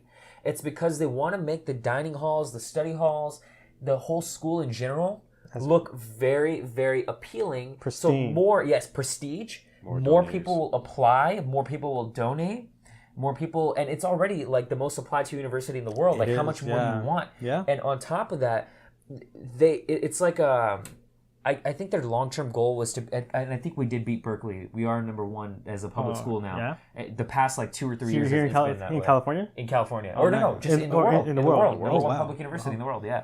Oh, man. And it's mainly because, think about this, they had the most number of applicants in the world on a consistent basis, and it just keeps increasing and increasing. Mm-hmm, Everyone wants to go to LA, just in general, the city, right? Right. And the more applicants they get, the more options they have. They can choose from the smartest students, and they can admit those people in, and they will bring the school up. But how do they do this? Affirmative action. Affirmative action is one thing for sure, definitely. What exactly is affirmative action, to be honest? You want to get into this? Yeah, let's get into this. Okay. I hate affirmative action Same so much. here, dude. I hate it so much. So Okay. affirmative. All right, let's get into it. All right, I'm gonna look up the definition because off the top of my head, I know what affirmative action, but to explain it's very difficult. Yeah. Let's The get a formal concrete definition. Okay. Yeah. Because it's in respect to getting admitted, right? Or getting like a second look. So it's not just to get admitted. It's just to get it gives Priority consideration. It gives priority to the minority group, not just to not just in universities, but also in the workplace. In the workplace. In the workplace. So if we go off, and I like using a Oxford. diverse tactic right there. So Isn't that racism? that is racism. By definition, you are preferring certain races Mild over. racism. No, that's definitely racism, and we'll discuss it why. So affirmative action off Oxford's dictionary is Go for it. is the practice or policy of making sure that a particular number of jobs, etc. So jobs, university admissions, etc., are given to people from groups that are often treated unfairly because of their race, sex, and etc. Wow. So that's just racism in itself. Right. Because you're giving it. So you're saying you're giving an edge to a minority group. So you're basically saying, oh, you cannot get admitted in this school because of your race. So we're giving you a little bit of help to get admitted. Yes. So there's two reasons, in my opinion, why this is bad. Okay. Mm-hmm. Let's think about this. Right. Number one, you are saying that white people and Asian people are going to have to work harder than the minorities. Actually, no. Let's just take it a One step back. Step back. Okay. You're saying Asians, period, have to work harder because they are the most pristine when it comes to admissions. Like their academics is way off the charts. SATs, believe me, bro. I know. I was in a school with 65, where 65% of the population was Asian, and that includes me, dude. Yeah. So I would know. The top. This is why I fucking hate affirmative action. The top percentile of SAT scores is of Asians. Yeah. Asian Americans and extracurricular activities as well. Everything. And a couple months ago, this was a couple months ago on the news by the Daily Wire, Harvard actually had to reject Asian Americans because there was a whole story because they didn't want the percentage to be dilated. They wanted. I was in like, the name of diversity. In the name of diversity. I was like, we have too many. I was like, you're using affirmative action against itself. You're giving spots to whites, you're giving spots to blacks, you're giving spots to Latino, and I'm not bashing of minority groups because I am from a minority group, but it's just sad. It's really sad that you're just giving a boost, an edge to some minority groups over others because you're saying that you can't get admitted Yeah. because of your own skills, Right, because of right. your race. And so that brings me actually to my second point was that, so on one end, you are actually discriminating against Asians who now have to work to an even higher standard to be so exceptional that they will get in beyond affirmative action. And number two, you are indirectly stating that without affirmative action, these other minority races, they cannot get in at the standard that these Asian people can, which is all, that's racism again. It's like an indirect form of racism, right? Think about it. I remember one of the professors at UCLA was talking about this.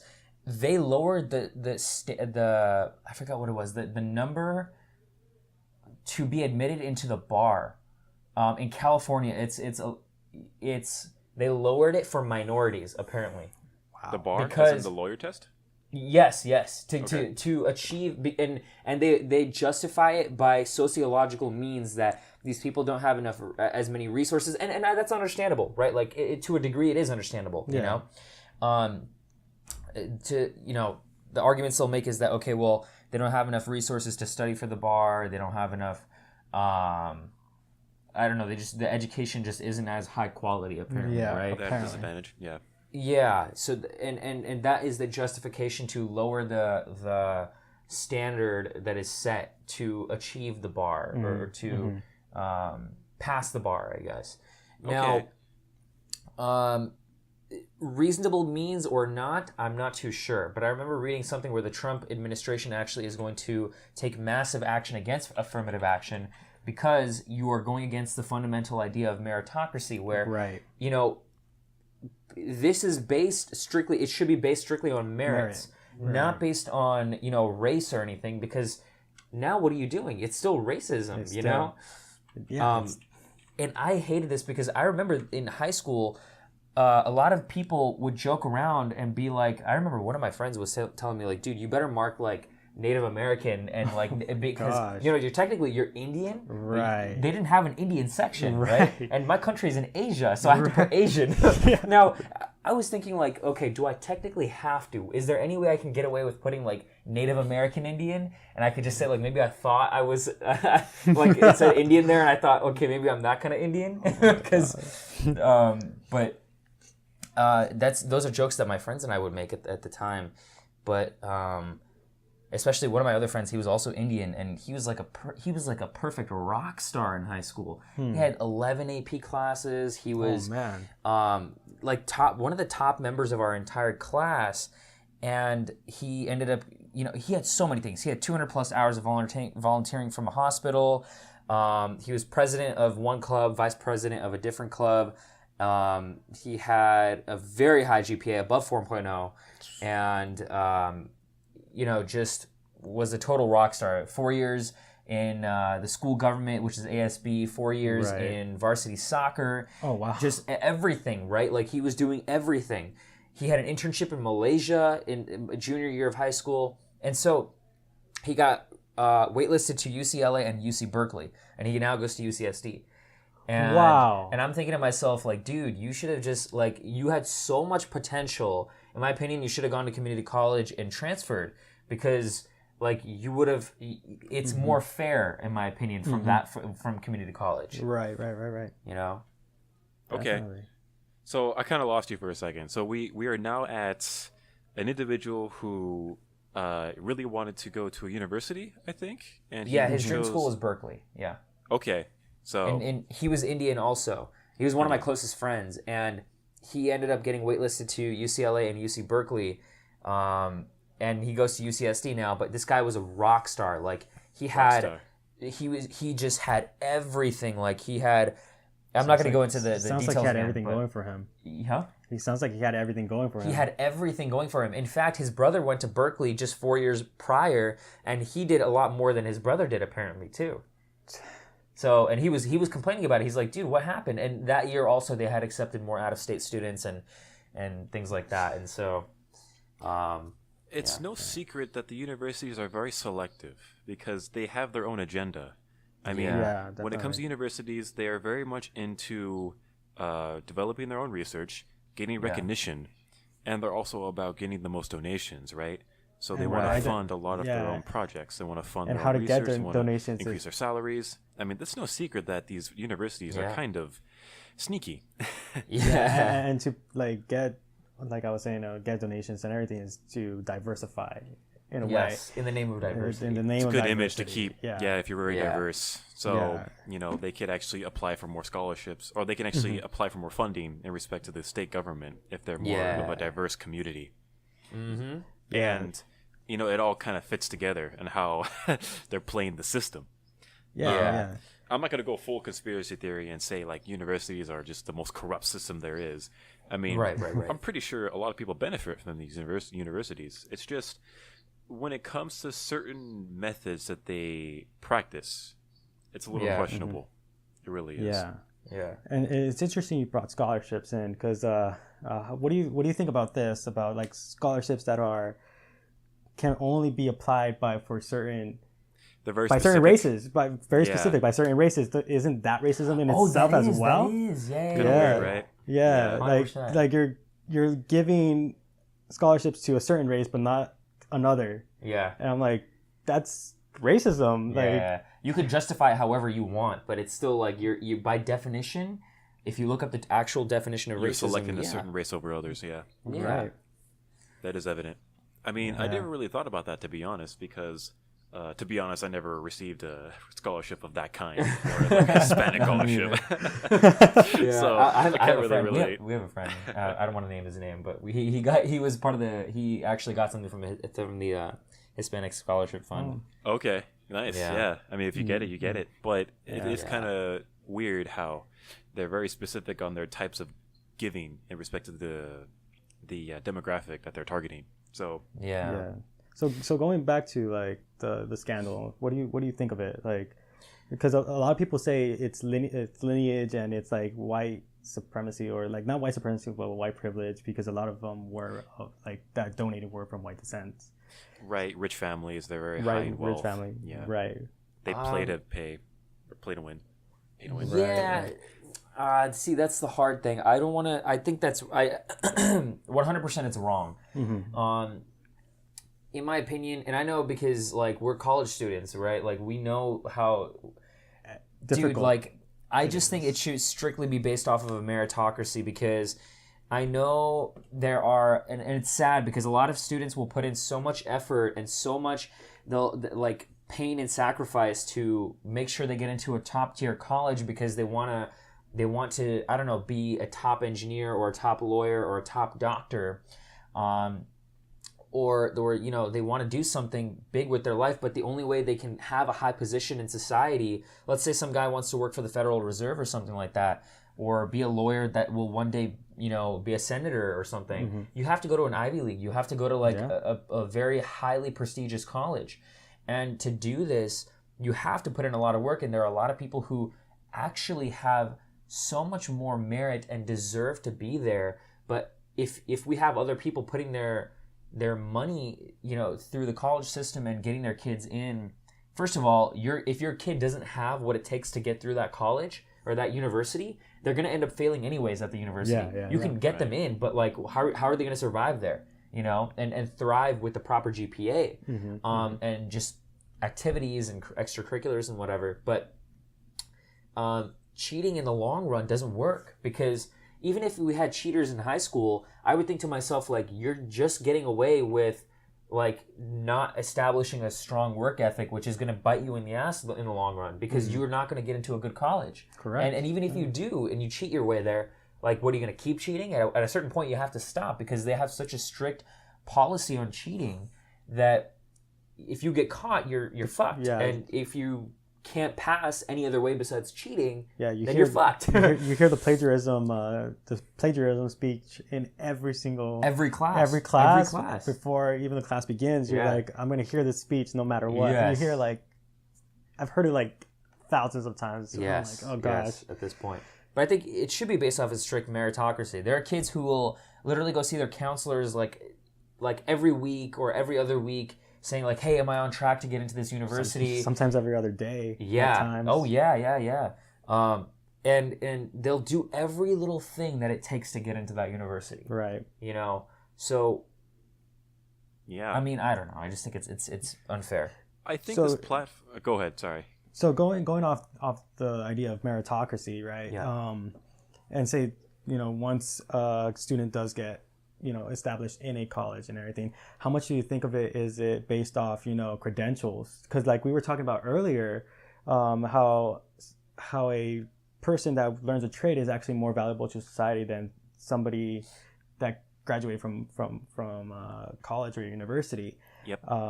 Because a person in trade, once they learn that trade, they are an official benefactor to the economy, because it takes maybe a year to learn a trade, and then from there you could go into the workforce, be a benefactor into the economy, and in that year, like, we're still going from freshman year to a sophomore, and we're still learning whatever skills we are going to learn, and sometimes those skills can't even produce a job. But like, all you have at the end of it is just, I have a credentials, I have a bachelor's degree, and I'm smarter than, say, Joe Schmo over there that didn't go to college but just has a trade. But in the end game, he's making more money than you are, because one, he doesn't even have a student loans, and and you do. That's true. Yeah. I think when it comes down to this kind of platform, the norm, it's about getting the highest prestige in a way. Yeah. So when kids are graduating from high school, it's all about getting the higher status, right? In respect to what education you're going to involve yourself into for the next 4 to 5 years. When it comes to that competitive side of every individual, it's almost as if they're aiming toward the wrong thing. You know what I mean? Sure. So it's like, I have to get into UCLA, I have to get into Berkeley, and I have to get into Harvard and any kind of Ivy League school. That's pretty much every Asian I've ever met for the past couple of years, to be honest. It's like, I need to get this high prestige, and because that's where my success is going to come from, right? That's the key to happiness in life. You literally just described me in like a sentence. Yeah, and it's funny. It's funny because I remember growing up, that's all I heard was you have, not all I heard, I mean, but I heard that you have to go to a good college. You got to go to a good college. You got to go to a good college, because one thing is that in the Indian community especially is that a lot of these families in the Indian community, they base status and they base Worth value. your self-worth based on what college you go to as a child, right? Yeah. So what college are you going to go to? If you say something like Mount Sac, it's like, dude, are you stupid or something? Really? Like that. I swear to God, I swear. Ask that kind of tone. any Indian person listening to this, can relate to me. I promise. I know a lot of Asians are like that, but Really, Asians, not like, Indians only, but Asians. But I mean, Indian people, when it comes to like, they're always talking about that when it comes to the kids. So what do you want to do in the future? Like, what do you want to, what college are you going to go to? What college are you striving to go to? Yeah. Now, their kids always compete amongst each other. The families always compete. They're like, oh, my kid goes to this college. My kid goes to that college. Every mom does that. It's literally Yeah. a Yeah, status my mom does that. indicator. Yeah, I'm Oh, saying yeah? my mom does that as well. and it's like, it's a literal status indicator, like you were just saying. And all I heard growing up was, dude, you got to go to UCLA. You got to go to UCLA. You got to go to UCLA. Or you got to go to UC Berkeley. Got to go to UC Berkeley, right? Yeah, Got rejected. It's like that's the goal now. It's not even like what the child wants to do. It's like, you got to go here. Right. Yes. End of discussion. Yeah, yes, exactly. And I never really complained too much, because I thought, like, look, I know my parents are probably going to, they know what's best for me, right? Like, I should just, go along with it. Okay, cool. I get rejected, and I take it so fucking personally, because I'm like, oh my God, like, am I a failure now or what? Like, I've heard it so much that you have to go to good college to define yourself as a success, that it got to me. And I was like, you know what? Fuck this shit. I'm gonna go to Mount Sac, and I'm gonna get out of there in a year. I'm gonna fucking break this record. you did. And I know, but I centered my entire life around it for that 1 year. All I could think about was like, I gotta get in. I had 4 months, and I did every little fucking thing it took to get in, right? Right. And that, it became an obsession to the point, and now guess what happened? I have my degree, and I'm not even using it. Right. Yeah. See, that's the fucked up part. I want to talk about that actually, yeah. Because when it comes to individuals who graduate and individuals who have your type of mentality when, prestige and that type of school where they have to go to it. I would argue that universities now and the workforce or the industries are more disconnected now than ever. I think most graduates aren't even prepared for that type of workforce or that industry that they want to enter. Yeah, definitely. It's such a different world out there. Yeah, like 100%. Like you, I'm not even using my degree either 100%. right now. Like I graduated with a BA in history, and I'm like, all right, my real goal is to be a counselor or work in academia. That was my real goal. Like I want to work in academia because I like helping out students, and I'm like history degree. I loved history, so I was like, sure, let's study it. Exactly. And yeah, 100%. Like it's I think people need to open their eyes because the world is changing. College is not as valuable as it used to be, and if you're a kid or a teenager, right? It's not that everybody's getting the bachelor's. Degree. Maybe it's not that everybody's getting that degree. It's just like you said, the world is changing, and I think the quicker you could join the workforce and the quicker you make yourself more valuable, it's gonna help you in the long run. Okay. Because say going back to what I was saying earlier, a person learns a trade within a year, and then they go to start working. By the time we get out of college, they have 3 to 4 years of experience of their trade, and they've already gone through like promotions and stuff like that, and they've moved higher up in that trade. That's a very good connection. Yeah, that does make a lot of sense. Yes. And I was telling my friend this because I just got out of college, and I started looking for work, and my friend's like, oh, you have a bachelor's degree, it's going to be so easy for you. It's going to be so easy for you. You have a bachelor's degree, you like this and that. And I'm like, dude, it's not as easy as you think anymore. Like everybody who says, oh, you have a bachelor's degree, it's going to be easy for you. No, they don't look for that anymore. Sure, some do, there's some companies that do, but a lot of them are like, what's your experience? What else you got? What else you got? It doesn't matter if you have a bachelor's degree anymore. It doesn't. You need if you want to make yourself better in with a degree, you actually have to go out and get a master's or a doctorate, and then you make yourself valuable. Or you have to beef up your resume essentially, right? Yeah. You gotta have a high GPA. You gotta go to a prestigious university. You gotta be president of this club. You gotta be involved in changing the school government. You got to do all this stuff that then when you have accomplished that. And okay, so here's my reasoning for that. Twofold. Number one is that I do think that more and more people are getting college degrees because college is becoming a little bit easier to access nowadays. And on top of that, I think more people are becoming aware than they were before that college is the way to go, and more people can actually afford to send their kids to college nowadays. And the second reason would be, I forgot the second reason. It was literally right in my head. Come on, Bart, got this. I forget, but anyways, the point being is that college, they say 50% of people who get out of college don't even get their degree now, or don't even get their don't even get a job. Now, I think what that has to do with is that the workplace is becoming more and more competitive. Yes. Does that make sense? Yeah, that makes perfect sense. And I think it's weird, you're starting to see a lot of a shift into. And I just made this observation recently, was that I think you're starting to see more and more people shift into other platforms to make money. Yeah. And I'm talking social media. Yeah. I'm talking Instagram. I'm talking YouTube. I'm talking, not Facebook necessarily, but... Definitely Instagram, YouTube, and even Twitch, to be honest. Twitch, there you go. Yeah, thank you. Okay. Yeah, gaming type of platform. Yeah. And... So a lot of these people, now that they're using this platform, you know what? I just saw this video today on Instagram models, right? Instagram models, these women, will literally, they call themselves fitness models, right? They'll pop some steroids, or they'll inject some steroid, pop some pill, some steroid pill, whatever.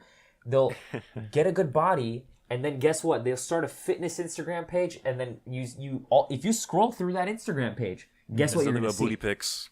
Nothing but booty yes, pics everywhere. all you're going to see is booty pics. The booty feed How is is real. that fitness? Like, you're not a fitness model. Yeah. And you popped a pill or something. Now you have all these thirsty ass guys after you. And when you get millions of subscribers or millions of people, then you start sponsoring products, and then you start having companies reach out to you because you have what? The attention. But all you did was you spent like a couple $1,000s on some steroids, and then now you're becoming a millionaire. I mean, I guess it's smart in a certain sense, but like it's so shallow too, you know? Yeah, but in the long run, it doesn't really work out because, there's something called age. Right. And age will sneak up on you. Unless they invest their money. Unless they invest their money, which exactly. they're not smart enough to do. It's going to come biting them in the going ass. back to Drive that Ferrari for now. that asset you worked for is going to come bite for Yeah. And go back to college. Yeah, no, definitely. Yeah, I agree. Definitely. There is a lot of different ways to make money out there, essentially. Yeah. People have already figured out when it comes to, Instagram and getting very popular in terms of getting a lot of influence. I mean, celebrities do that all day, every day. So it's a different world out there in social media, and it's amazing what you can do without a college degree. Yeah. The only thing is this, right? I would give advice to people and tell them, if you have a certain passion, if you have a certain thing that you like to do in particular that's sort of unique, or you can at least add a sort of unique spin to it, I would say find a way to leverage Instagram or YouTube to your advantage and start your own business. It doesn't even have to necessarily be on Instagram or YouTube. It could be just a regular business that you're doing, but you can expand and scale your business more with YouTube or Instagram, especially YouTube. And if you start making videos, and if it has a unique twist where you don't have a lot of competitors in your field, and people are going to watch your videos, and you learn skills like editing, you learn skills like how to make videos and stuff and put them online and everything, you can essentially, if you get to a certain viewership, you can, first of all, you can bring in more customers, and on top of that, if you get big enough and people enjoy watching your stuff, you can get Google. It's called Google AdSense. It's called AdSense, right? Oh yeah. Google will pay you money to advertise to put advertisements on your videos. Yeah, like I was telling one of my cousins, I'm not gonna name him. Yeah. He recently dropped out of college. He actually did he? Graduated from high school. I think he went to Mount Sac for like a semester. He was almost done with the course, like with the semester, and he just dropped out. And I remember I went to see him recently, and I was like, hey, what are you doing with your life? What are you like? He's like, I don't know. To not get too much into it, he's a part-time work at a Subway, but he just told me, I just want to do something in YouTube. Like, I just want to make it big in YouTube. I'm like, really? What are you doing to get there? Yeah. I asked him, and he's like, I don't know. He's like, I just know I want to do something on YouTube. And he's like, he's not taking action on it? Yeah, he's not taking action on it. And I was like, no plan. I'm like, and I told him exactly what you do. I'm like, you have to make something interesting. You have to make it something where you could captivate your audience. Like, you have to just, because once you captivate your audience will come. Yeah. And it'll grow. Yeah. And he's like, he's like, I have no ideas what to do. But on YouTube itself, it's such a demanding platform because it's a competitive platform for sure. Yeah, it's such a platform where you have to stay relevant, right? So you have to keep up with the trends, and you have to keep up with just the major influence nowadays, right? So when it comes to big YouTubers, they're always constantly in drama, and they're always talking about the recent, issue that's going on, and even to stay like one of the most top revenue YouTubers, you have to do things quite demanding, I would say. And I remember at the end of the discussion, he told me this. He's like, I just want to vlog.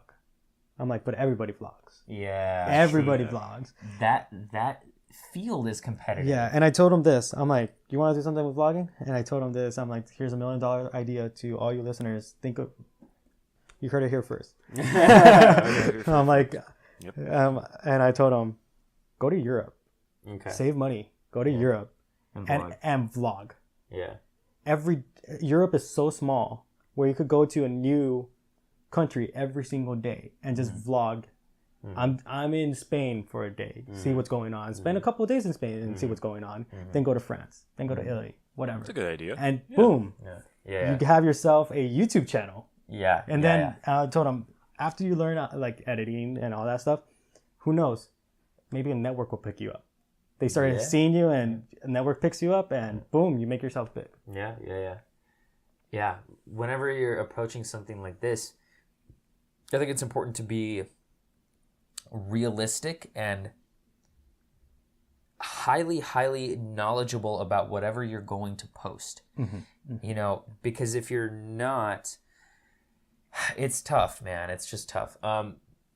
I know we kind of segued like hard, you know, from we always do that on this show. Yeah. Yeah. No worries. It's just, but is there anything else we have left to talk about, by the way, in terms of? Ever sort of the news? There's Beto O'Rourke. We talked about. Yeah, so Beto O'Rourke is the 12th Democratic candidate to run in 2020. Yeah, we kind of touched upon it. Touched a little? I don't know who that guy is, by the way. Like, Beto O'Rourke. I've heard of him just recently, like yesterday and today. He's an El Paso native. Okay. And he's kind of interesting because he says he's like he knows the people and he's for the people and but funny thing is like he was already a millionaire before he took office. His parents were wealthy. Here we go again with the white privilege kid. White privilege. Check your white privilege, folks. Check your privilege. But he was a white privileged kid that supposedly went on went to Texas, a pristine university in Texas, and started working there, or didn't start working there but graduated from there. I just recently found this out that he lost the senator chair, the race to Ted Cruz. Yeah, that's where I heard of his name. So now he's running for president? Yes. Wow. Yes, he's running for president, and he's getting apparently by the left. He's getting backlash from the left. Why? Because he is white. Oh yeah. And he's too privileged. Yeah. That's the only reason. Yeah. That's the only reason. I'm like, how can you be too?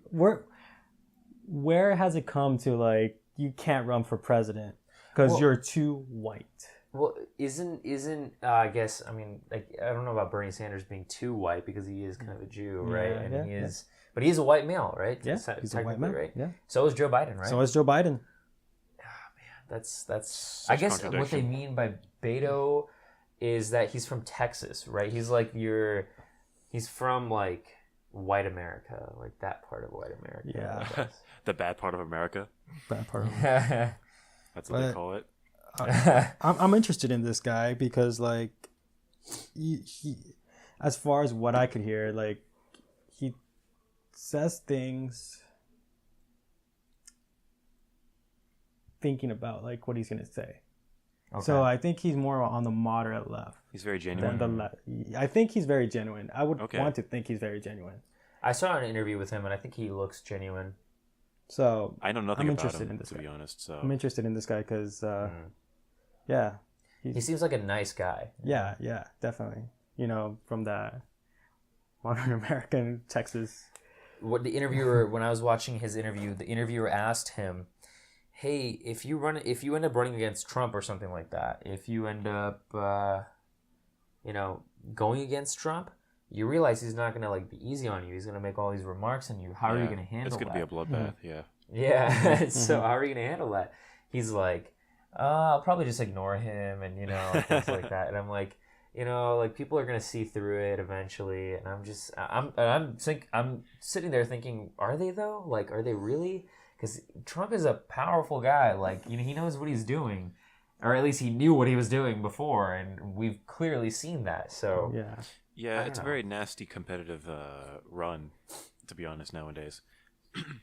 So, you see all these candidates running for president, and you wonder if they're going to survive. Yeah, but yeah, first time I've heard of him, to be honest. Yeah. Yeah, I'm just scrolling through his Twitter right now. Yeah. Yeah. He's from Texas. Yeah, he's from El Paso. Oh, sorry. El Yeah, that's all good. Paso. All right. El Paso. El Paso, Texas. Ooh. I've actually been there. Yeah, it's nice. It was so long ago, I can't even remember. Oh, wow. Yeah. So, yeah.